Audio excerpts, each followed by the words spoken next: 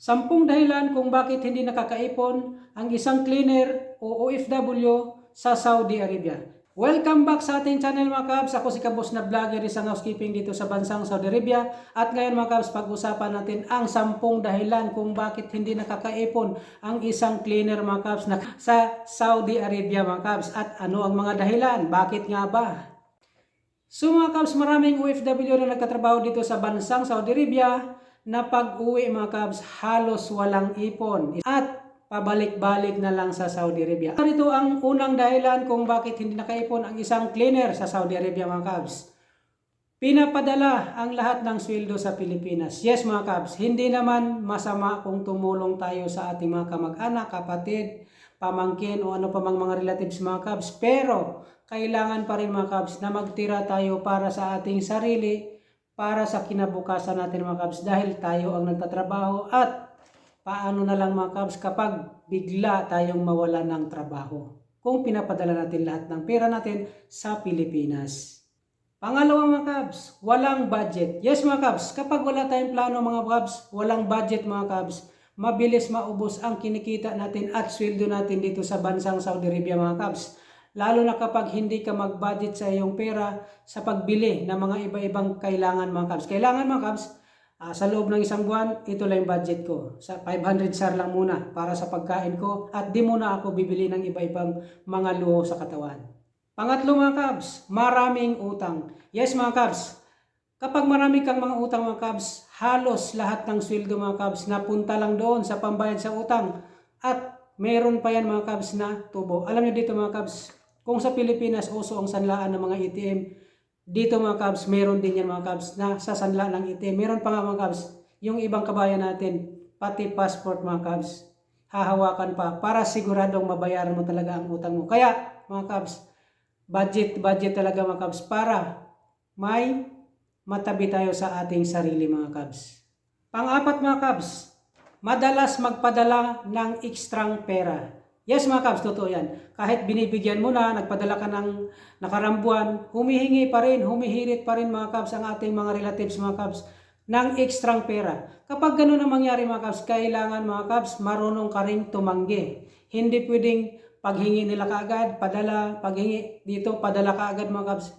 Kailangan mga kabs, minsan tanggihan mo rin mga kabs para sa sarili mo at mayroon kang maitabi dito at mayroon kang maipon mga kabs pag uwi mo sa Pilipinas.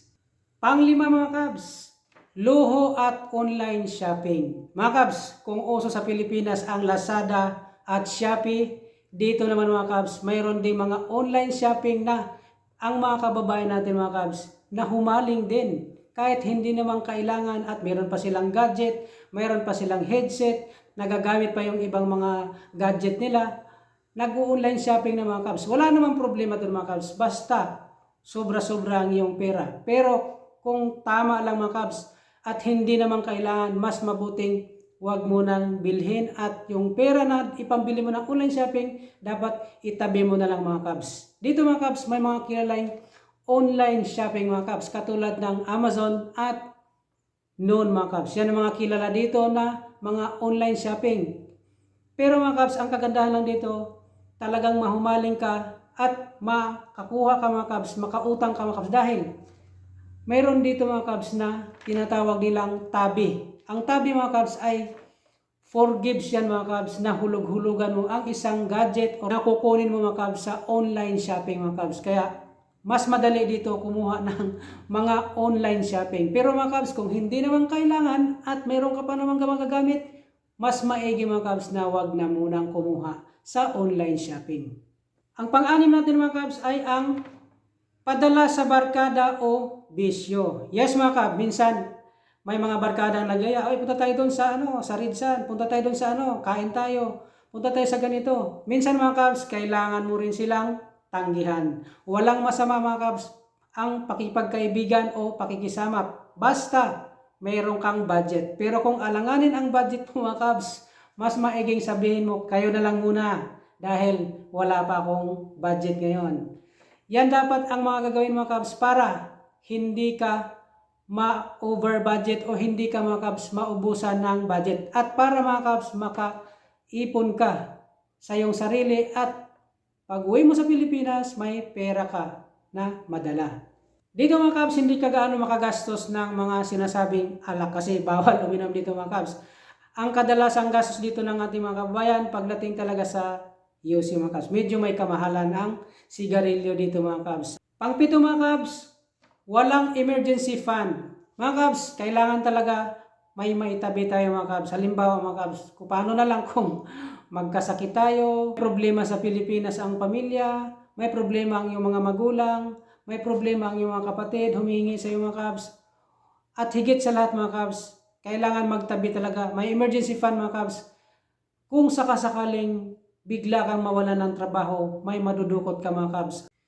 Kung biglang pangangailangan mga kabs at wala kang ipon, mangutang ka mga kabs, mayroon ding tubo. At yun ang pinakamahirap mga kabs, kapag mangutang ka, magbabayad ka pa ng interest. Kaya mga kabs, kailangan magtabi at kailangan tayo may emergency fund mga kabs sa ating sarili. Pangwalo mga kabs, hindi nag-invest sa hinaharap. Mga kabs, kailangan talaga kapag nagtrabaho ka dito, mag-invest ka mga kabs ng mga lupa, probinsya nyo, bumibili ka ng mga mapakinabangan mga kabs. Kung sakasakaling mawalan ka man ng trabaho mga kabs, mayroon kang na-invest sa Pilipinas. Halimbawa mga kabs, bumili ka ng bahay na parentahan mga kabs. Mas maigi pa rin mga kabs na mag-invest ka kung sobra-sobra ang iyong pera, or pilitin mo mga kabs na mag-invest para kung tamarin ka na dito magtrabaho mga kabs, mayroon ka ng negosyo na mapagkakitaan sa Pilipinas. 10 years mga kabs, medyo umay ka na sa pagtatrabaho dito niyan mga kabs. Pero kung mayroon ka mang ginagastusan at mapinapaaral, pwede pa rin magtuloy mga kabs. Pangsyam natin mga kabs, mababang sweldo kumpara sa gastos. Minsan mga kabs, mga kababayan natin dito, mababa ang sweldo mga kabs. Kaya mag-ingat tayo mga kabs sa ating ginagastos. Kailangan tayong mag-budget kasi mababa ang sweldo natin. Kung lalagpas tayo dun sa sweldo sa gastos natin mga kabs, mahirapan tayo mga kabs na makaipon. Angan, budgetin, mababa lang ang gastos natin at maghigpit ng sinturon, magtitipid mga kabs para makaipon tayo mga kabs. At ang pang-10 natin mga kabs ay ang walang financial goal. Mga kabs, kapag wala kang financial goal mga kabs, madaling maubos ang iyong kinikita dito sa bansang Saudi Arabia mga kabs. Halimbawa, kung wala kang target na magkaroon ng bahay, magkaroon ng negosyo, magkaroon ka ng emergency fund mga kabs, madaling maubos ang iyong kinikita mga kabs. Kaya kailangan mga kabs, habang nagtatrabaho kayo dito mga kabs, kailangan mayroon kayong plano na ganitong taon, ganitong sunod na taon, kailangan magkaroon ako ng negosyo kahit maliit lang. Tindahan ba yan mga kabs o anong klaseng negosyo na pinapatakbo mo sa Pilipinas mga kabs. Mga kabs, habang nagtatrabaho ka dito, kailangan may retirement fund ka mga kabs. Katulad ng mga Pag-ibig, SSS mga kabs. Kailangan maghulog ka rin mga kabs para pagtanda mo mga kabs, hindi ka umaasa sa iyong mga anak or mga pamangkin mga kabs. At mayroon kang makukuha buwan-buwan mga kabs kapag ikay hindi na nagtatrabaho dito sa bansang Saudi Arabia at nagretiro ka na mga kabs. Mga kabs, kahit milyones ang makuha mo dito mga kabs, kung wala kang retirement plan at hindi ka nag-invest, mauubos at mauubos rin yan mga kabs sa paggasto sa Pilipinas mga kabs. Dahil sa mahal din ng mga bilihin sa Pilipinas. Way back 2014 bago ako pumunta dito sa Saudi Arabia, chinecheck ko yung SS ko mga kabs kung ilang taon na ang hulog ko. Nung chinecheck ko mga kabs, naka 10 hulog na ako, 10 taon na ang hulog ko. At sabi ko sa SS, tama na.